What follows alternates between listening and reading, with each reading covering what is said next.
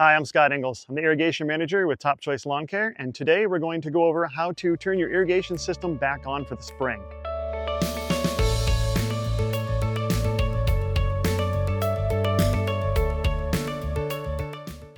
First thing we're going to do is go straight to our backflow device. Some of your backflow devices may be in the ground, some of them may be above ground. Once you've located where your backflow device is, what you want to do is you want to get a flathead screwdriver and you want to come over to each of these test ports and you want to make sure that they're in the closed position.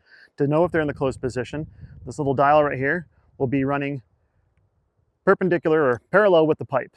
If it's perpendicular to the pipe, that means it's on. If it's parallel, that means it's off. So we just want to go to each one of these test ports and we want to turn them all into the off position. And then if you still have your little caps, we've already put 3 of these on to save some time, you can just thread those right on to the top of the test port.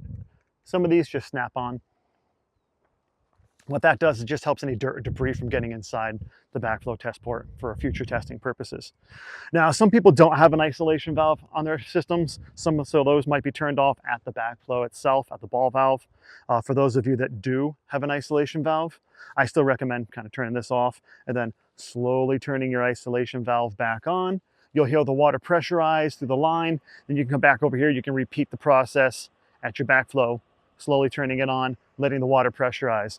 Once this system is up and running, you can come back and you can check the backflow, make sure there's no leaks at any of the connection points, make sure it didn't do any cracking, anything along those lines. And then after that, once you see there's no leaks or anything, you're good to go. We can move on to the irrigation controller.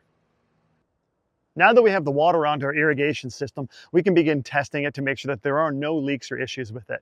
You can do this from your controller or you can do this from your smartphone for those of you that have Wi-Fi capabilities. So what you want to do is you want to make sure you're running your zone for at least 2 to 3 minutes. And while you're walking around, you want to check to make sure that there are no leaks in the system, such as bubbling spots of water or just wet spots. You want to make sure that your heads aren't leaking, that your heads aren't clogged, and that your heads are spraying in the correct direction. You also want to make sure that the system is even coming on. There could be an electrical issue that might have occurred during the winter time. If you do notice any of these issues, you can always contact us here at Top Choice Lawn Care and we will get you scheduled and have one of our certified irrigation technicians come out and check the system for you. Thank you again, and my name is Scott Ingalls.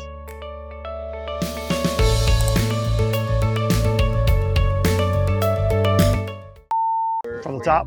Yeah. Okay, let me just wing it. Or if you want, oh, sorry. You're good. That wasn't as good. Yeah, okay. Right? Are we good? Yeah. Okay. Yeah, whenever you're ready. Okay.